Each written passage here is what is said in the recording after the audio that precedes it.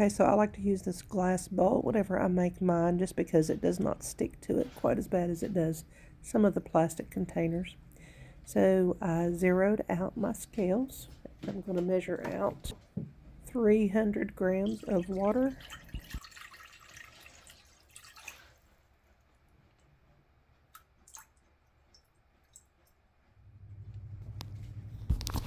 Now I'm going to re-zero my scales.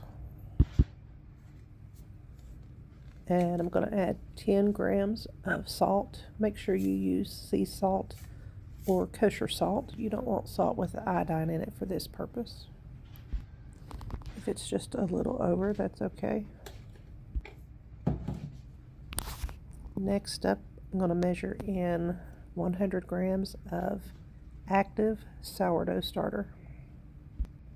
This one is not as active as it should be, so we're going to see how this bread turns out.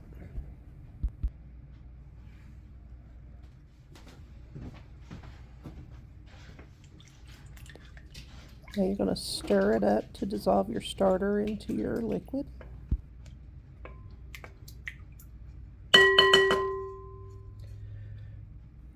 Now re-zero the scales because the flour is going to be next.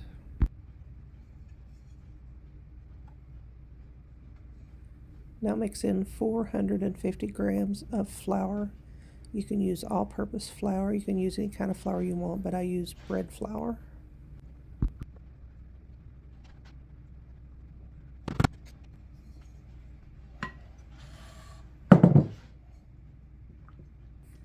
Now you're just going to mix it all up until it's all well blended together.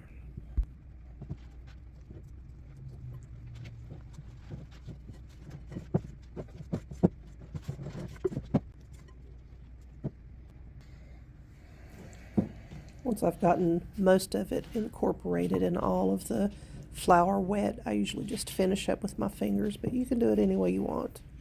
And it's going to look pretty shaggy at this point, and that's okay. That's how it's supposed to look. Now you're just going to cover it up with something. I have a lid to this bowl, and you're going to leave it set for 30 minutes.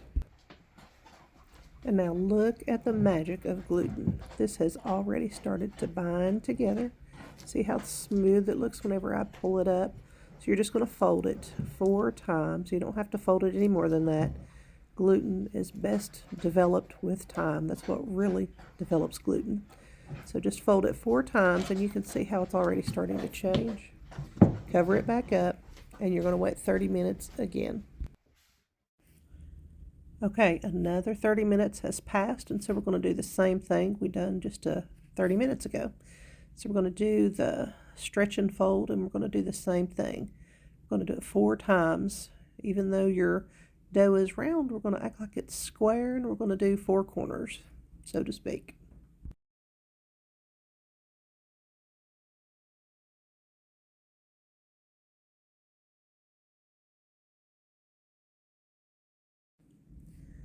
See how the dough is getting stronger and stronger with each minute that goes by. So I'm just going to tuck the little corners in here.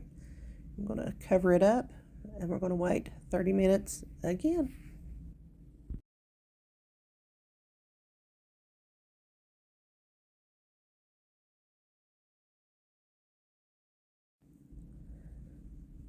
Okay, now this is going to be the third and final stretch and fold. You can see it has developed even more. So each time you do it, you will notice that it develops just a little bit more.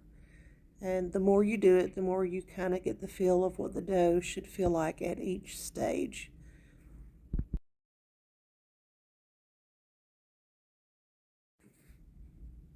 Now we're just going to dump it out onto whatever surface you're working on. I know a lot of people have breadboards. I just like to use my countertop. It's a smooth countertop, and I have really good luck with it not sticking to it. So now you're just going to round it into a ball as you create some surface tension on the top by just kind of rolling the ball and tucking it under with your fingers. It kind of pulls the dough down underneath the ball each time you do that, and just creates a beautiful smooth top because of the tension that you're creating. Now I'm going to zoom in here a little bit so you can see just a little bit better how I'm doing the roll and tuck. So I'm just taking the palm of my hand and causing the dough to go in a circle while I'm tucking my fingers under with the dough, therefore just kind of pulling it under. And you don't have to do a whole lot at one time. Each little movement creates more and more tension in the dough. Then when you've got your dough looking all beautiful and smooth, then you're just going to leave it sitting on the counter for 30 minutes.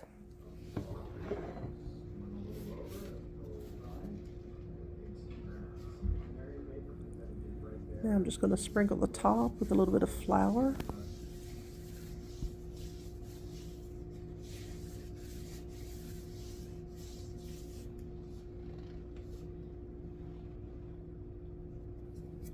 Now I'm going to also flour my bowl because I do not have a Banneton basket. One of these days I'll get me one, but for now this is what I use. And I switch over to a smaller bowl than what I had used for mixing. That helps to encourage the loaf to rise upward and not quite so much outward. At this point, your dough has developed quite a lot of gas bubbles on the inside from the fermentation process. So handle your dough lightly and go ahead and put it in your bowl and put it in with the seam side up and the smooth side down, and that just makes it for easier handling and to move on to the next step easier when it's time. Be sure to spread some flour on top too, because as the bread rises, you don't want any part of the dough that doesn't have flour covering to touch the bowl, or it may stick. Now for the hardest part, you're going to stick it in the refrigerator to rise overnight, because the hardest part, of course, is the waiting, or for 12 to 24 hours. Wow, look at that.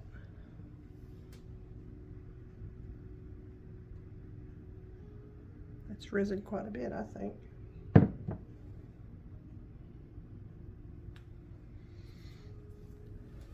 Just beautiful. Now I'm just going to preheat my oven to 480 is what I start off with.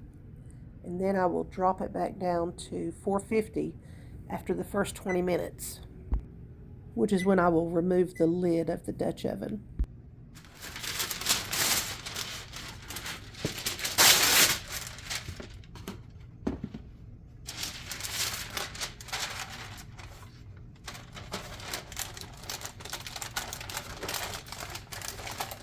Now I'm just going to turn the dough out onto the lid. And it did not want to come out, so I had to go back and get the sides loose with my fingers, then flip it over, and I had to still kind of help it out just a little bit.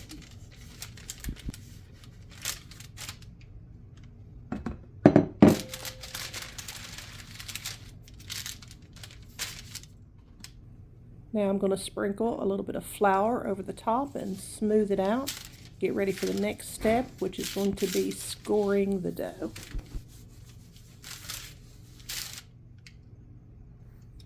And I absolutely could not find my razor blade that I like to use whenever making the cuts in my dough. And this knife here, even though it's supposed to be razor sharp, it is not doing a very good job of making the cut. So I switch over to what I think is a pretty sharp knife, but it is actually not. It did not do any better.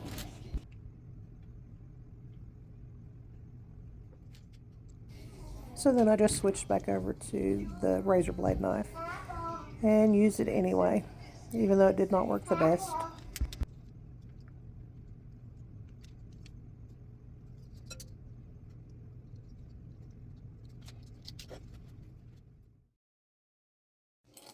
And I take my preheated Dutch oven that's been in the oven heating for about 20 minutes. I get it out and I'm going to put my dough over into it, being careful to not touch the sides of the Dutch oven because it is very hot. That's why I use the parchment paper.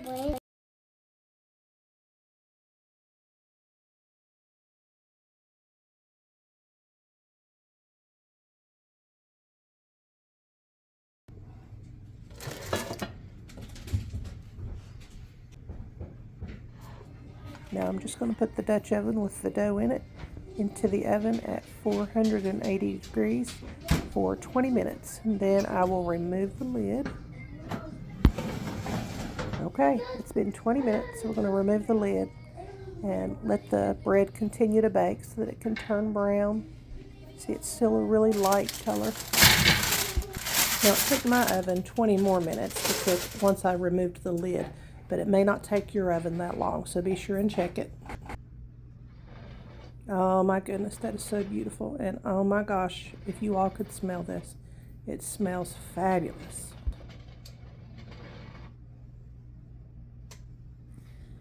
Overall, I think it turned out pretty good. I don't think it got as much of a rise as it could have, but I think that's probably because I did not feed my dough and allow it to reach its peak before making my bread.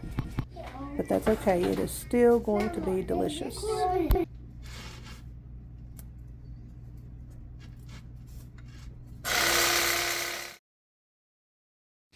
Okay, I went ahead and cut out the sound of the knife because it's pretty loud, but y'all, I love this electric knife that my son got me for Christmas. It's so much better for cutting bread.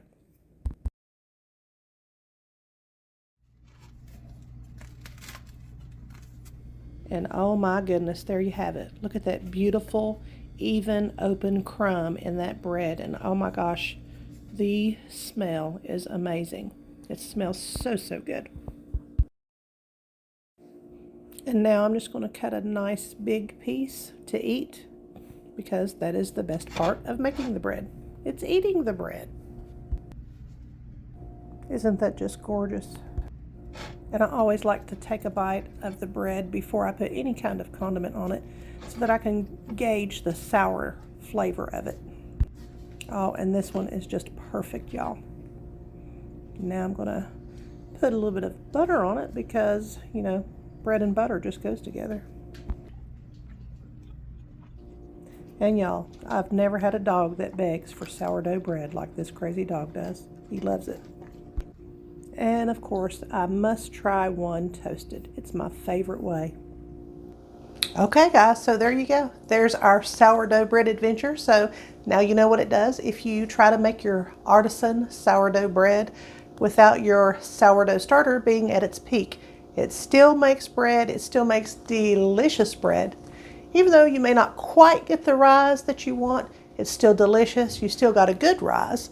So even if you can't make it exactly like the directions call for, make it anyway. Just make it anyway. I've broken so many sourdough recipe rules, it's not even funny. And honestly, I think the closest I've come to making bad bread was when I made just a very dense bread that did not rise much at all. But you know what? The flavor was still good and I still ate it. It was just heavy. So y'all get in there, try to make some sourdough. You're going to be successful even if your first one does not turn out ideally or the way that the picture is painted. Listen, y'all just make bread. You will be so glad that you did. Anyway, y'all have a great day. God bless you. Thank you for tuning in. And always forget this part. Please like and subscribe. Have a great day.